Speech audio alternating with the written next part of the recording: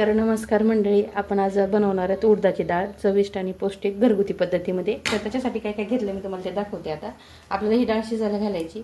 ही मी 2 पाण्याने स्वच्छ धुवून घेतली आणि एक टोमॅटो चिरून घेतला आहे बारीक, आणि एक तांबे मी पाणी गरम करायला ठेवलं होतं कुकरमध्ये. आता आपण डाळ शिजून घेणार आहे. ही तांबे पाणी टाकलं होतं कुकरमध्ये, तांब्यात पाणी टाकलं होतं. आता त्यात थोडंसं मीठ घालून घेऊ आणि डाळ घालून घेणार आहेत आपण.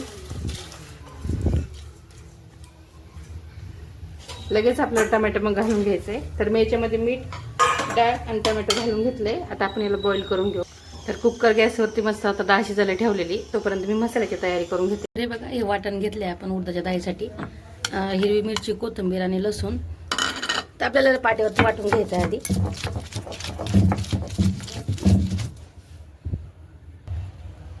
तर हे बघा, मसाला वाटून घेते मी. आणि असं वाटलेलं मसाल्याची डाळ किंवा काही दुसरे भाज्या कोणाकोणाला खायला आवडतात, लय भारी लागतात बरं का पाट्यावरल्या. आता वाटून घेते पूर्ण, नंतर दाखवते तुम्हाला, कारण वेळ लागेल थोडं वाटायला. तर हे जे वाटण आहे ना, आपल्याला पाणी न घालता वाटून घ्यायचं आहे. आता पूर्ण वाटण वाटून घेतलंय बघा मी, मस्त छान असं बारीक. आणि याच्यात मी मीठ नाही घातलेलं,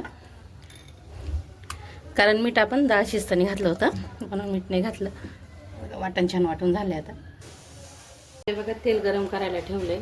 आता आपण याच्यामध्ये 2-3 कांद्या घेतल्या त्या लसूणच्या, म्हणजे 2-3 काप्या, आणि त्या हे करून टाकल्यात, चॉप करून टाकल्यात.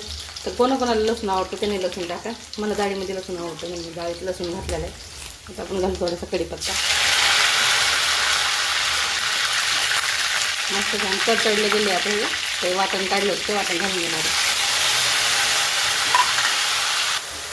वाटण फ्राय होते तोपर्यंत आपण थोडीशी हळद घालून घ्यायचं. मसाला छान फ्राय झाला आहे. आता आपण डाळ टाकून घेऊ. त्यामध्ये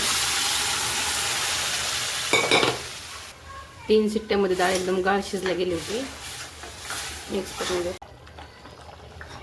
बघा, मस्तपैकी छान आपली आता उडदाची डाळ तयार झालेली आहे. चविष्ट आणि पौष्टिक, एकदम छान अशी, लहान मोठं सहित आवडीनं खातील अशी डाळ झालेली. तर व्हिडिओ आवडला असेल तर सबस्क्राईब करा, कमेंट करा आणि शेअर करायला विसरू नका. चला बाय.